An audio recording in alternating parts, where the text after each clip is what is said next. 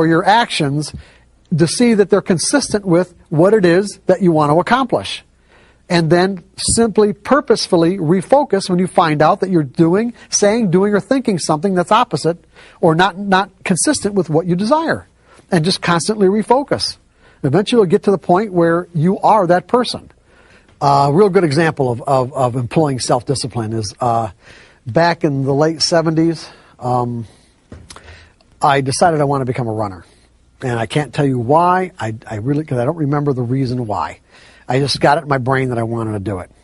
Now, back when I was a kid, in high school and college, I was very active, played a lot of sports.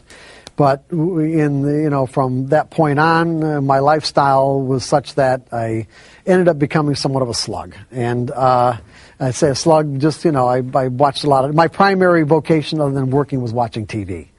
And so when I decided that, I wanted to become a runner, what did I do? I went out and ran. And I found out that I couldn't. I say I couldn't. I literally couldn't. I was shocked and astounded as to how out of shape I was. I couldn't even run 2 blocks. And so, I went out the next day and only could run 2 blocks again. I thought, oh my God. And then I didn't run again for probably 6 months.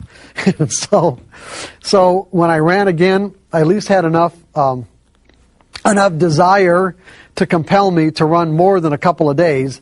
And I found something out is that I was amazed at how fast your body adapts and improves. And so that gave me a lot of encouragement because, I ran a couple of times and I ran the 3rd and 4th time and it's like I ran so much further like the 4th, 3rd or 4th time. I'm thinking that gave me a lot of encouragement to think, okay, I can do this.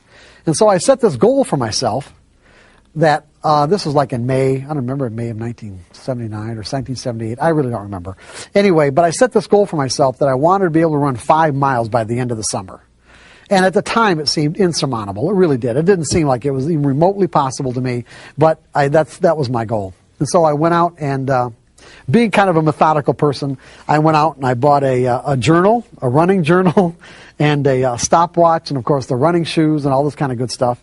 And so set out to just start running, and immediately ran into a set of obstacles, and those obstacles had to do with like it wasn't a part of my identity because every time I said, okay, I'm going to go and go running, okay, I'm going to go run.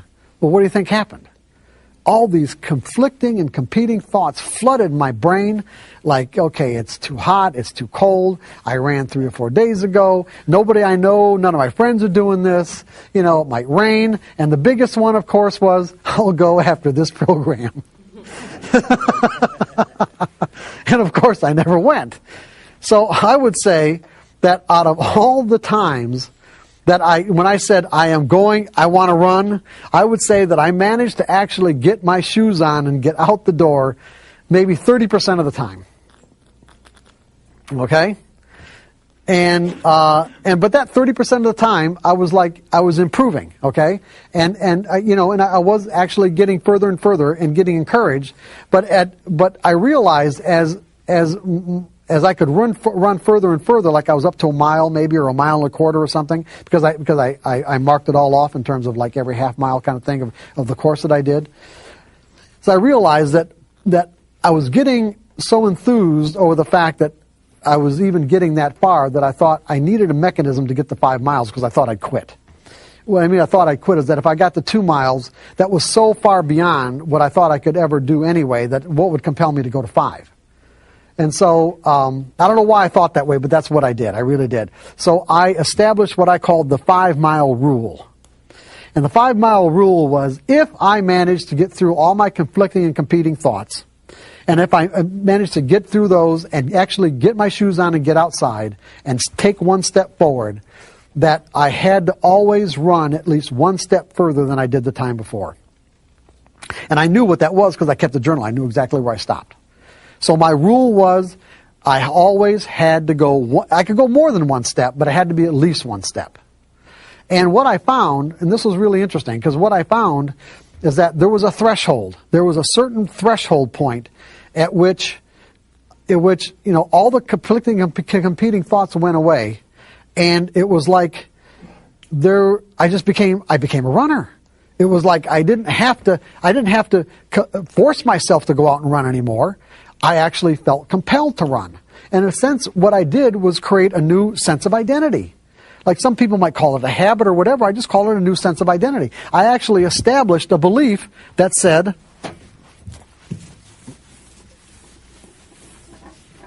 I am a runner.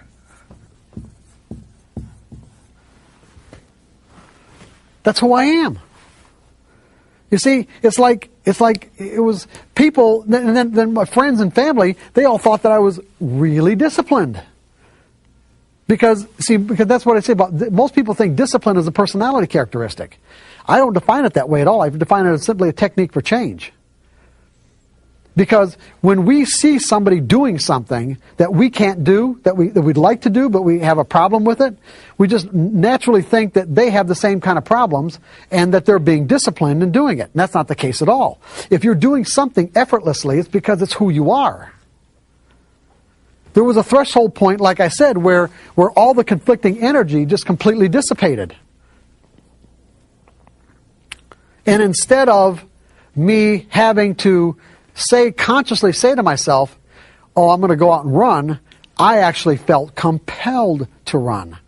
Then I got to the 5 miles, and then I got to the point where I was running so much that I actually had to establish a corollary belief to learn how to listen to my body, because there were days where my body was basically saying, hey, this is not a good day to run, and give yourself a rest.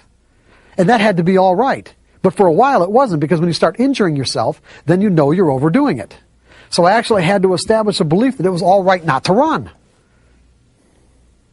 So it went from conflicting and competing thoughts to, this is who I am. And now it's